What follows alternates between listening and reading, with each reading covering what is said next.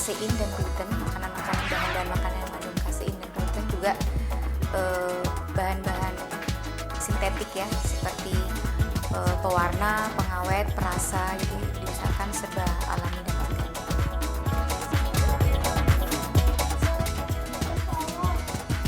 Sejak 2 tahun lalu, Haidar menjalani diet ini. Karena Haidar didiagnosa menderita Asperger Syndrome atau tingkatan teratas dari penyakit autis, di mana tingkat kematangan psikologis penderita di atas rata-rata, dengan kemampuan verbal yang sangat tinggi.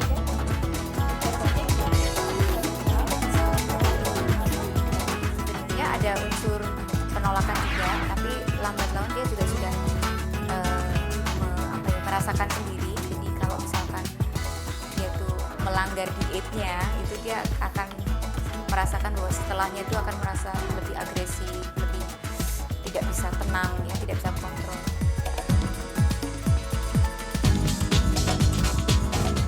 Rata-rata penderita autis memiliki alergi terhadap jenis makanan tertentu. Kadang tidak hanya satu, tapi bisa beberapa jenis.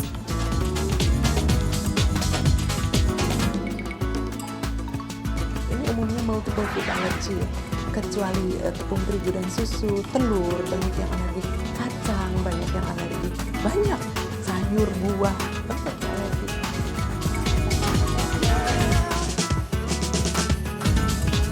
Mau tidak mau, makanan yang bisa dikonsumsi mereka menjadi sangat terbatas.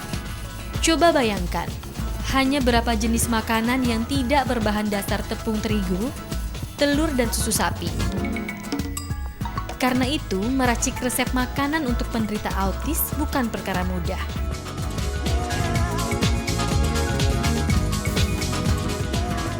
Anak itu mempunyai kekhasan sendiri. Saya memang bukan ahli, tapi dari pembicaraan atau pembahasan dengan pengalaman dengan ibu yang pesan kue, saya tahu bahwa masing-masing anak itu lain-lain. Jadi yang satu masih bisa makan gula dalam jumlah terbatas, ya.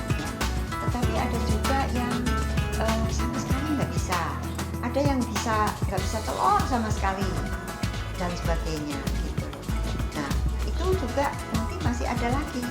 Ada yang nggak bisa kentang. Jadi, waduh, saya nggak bisa bikin kue dari kentang, atau nggak bisa jagung. Saya nggak bisa bikin kue dari tepung maizena, begitu. Nah, itu menjadi bahan pemikiran bagi saya untuk mencari alternatif mana yang paling aman bagi paling banyak anak.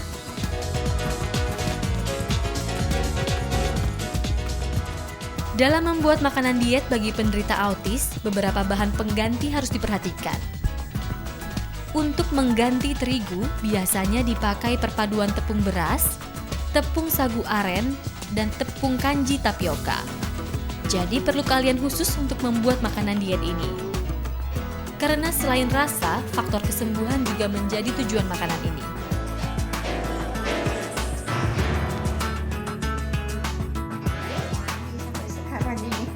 Saya belum bisa membuat cake ya, bolu tanpa telur.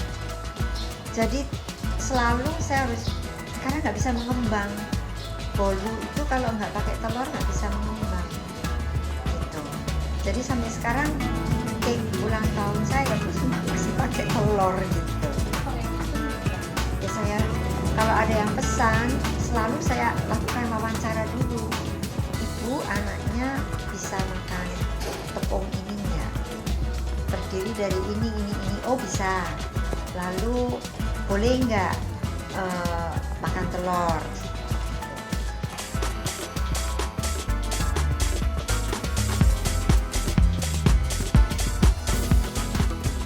Kini lebih dari 20 resep khusus diet autis sudah yang susun. Kue-kue buatannya ini dijual di sebuah toko yang menjual berbagai makanan dan bahan-bahan organik untuk menunjang diet penderita autis.